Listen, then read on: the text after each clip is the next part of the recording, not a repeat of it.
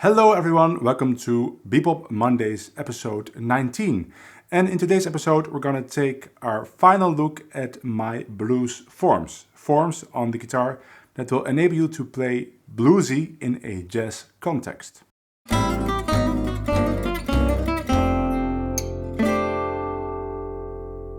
In case you have missed the previous two episodes, there's already episode 17 and episode 18 of Bebop Mondays, in which we started this exploration into my blues forms.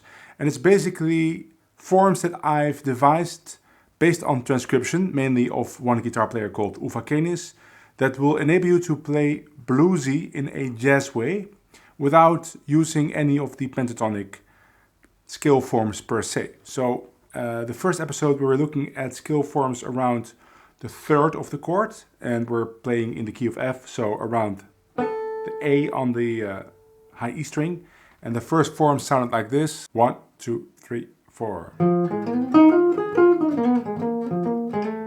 And with the other one, form B, 1, 2, 3.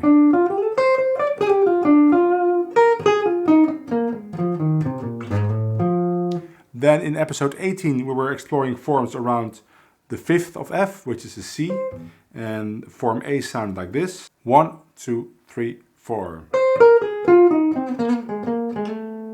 And then form B, 1, 2, 3, 4.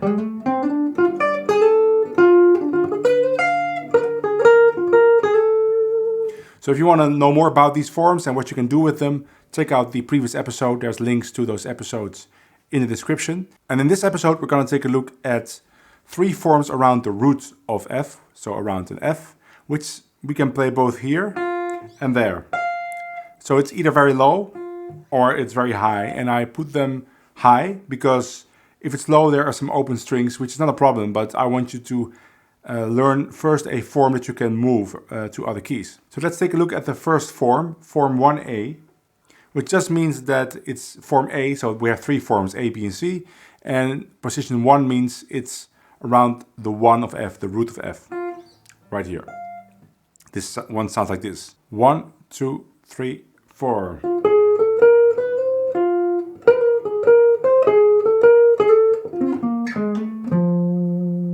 Now this form is not really meant to be changed all that much. Basically it's 2 parts. You have this first part, which you can put on repeat, and it sounds pretty cool like this.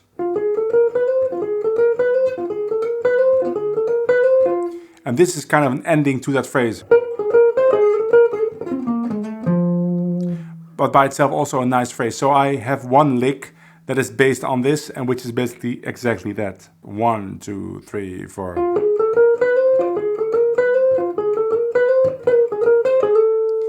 So let me play this form and variations on that form on top of the song Honeysuckle Rose, like we've been doing the past 2 episodes. And I'll play this on the F chord, or maybe I'll start on C7 going to F.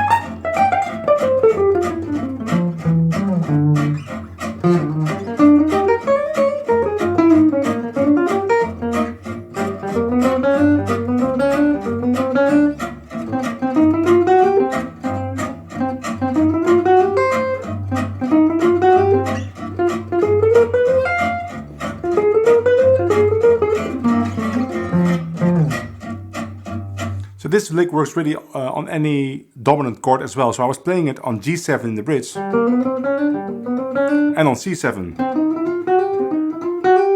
So it's a really cool idea. It's not difficult, but it's extremely bluesy, and it's a kind of an ear-catching moment when you start repeating that little phrase. So let's take a look at form 1B. 1, 2, 3, 4.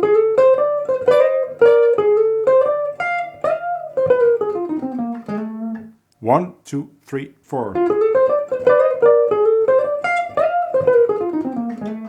So this lick has those typical double stops. Really bluesy, and that high up the neck, it's kind of uncomfortable. That's easier to do in the first position, but then you would have an open string. The last note, but you could play that there if you want.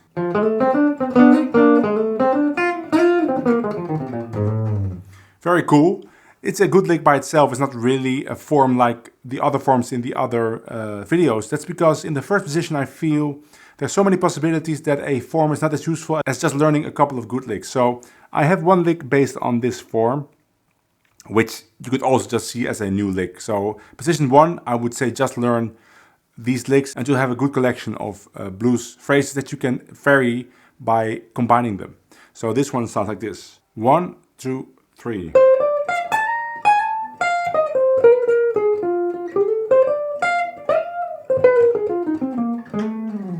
One, two, three.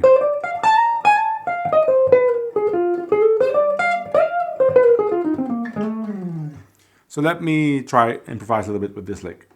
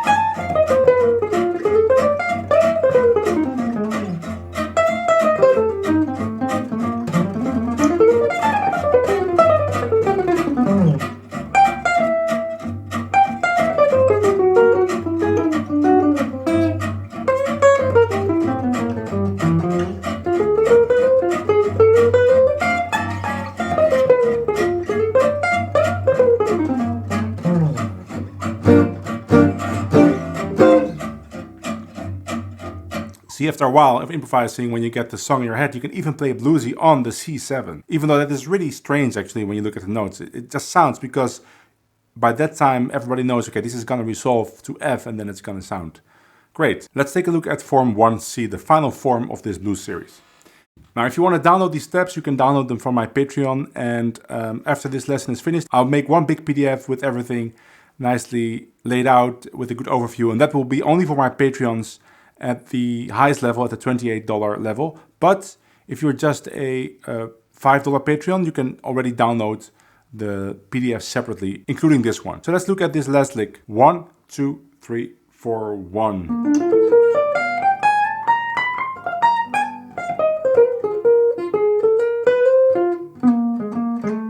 One, two, three, four, 1.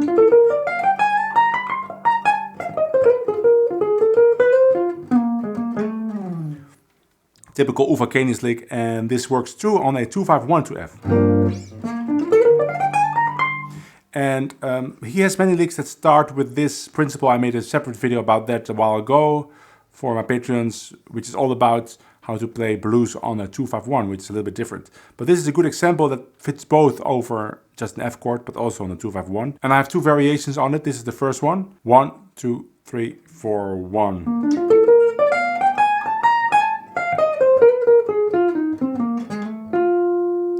And then the last one, and then I will improvise a little bit.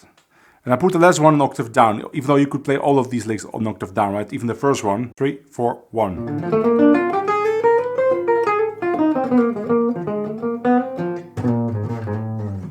And then this variation, also low, 3, 4, 1.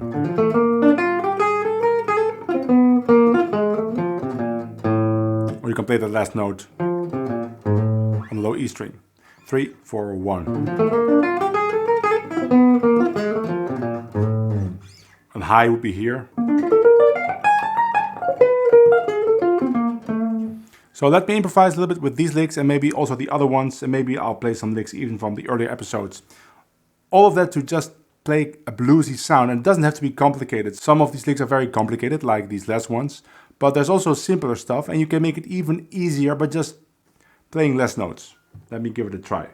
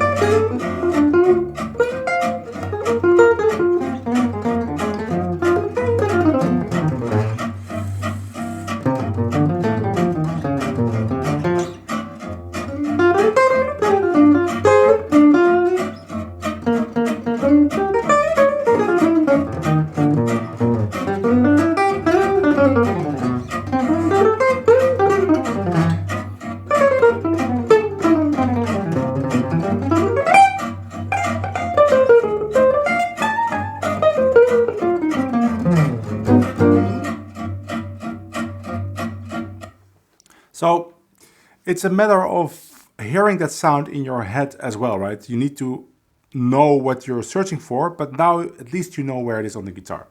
So I hope you'll have fun with it, and check out my Patreon, subscribe to my channel, like the video, and I will see you all in the next video. Bye.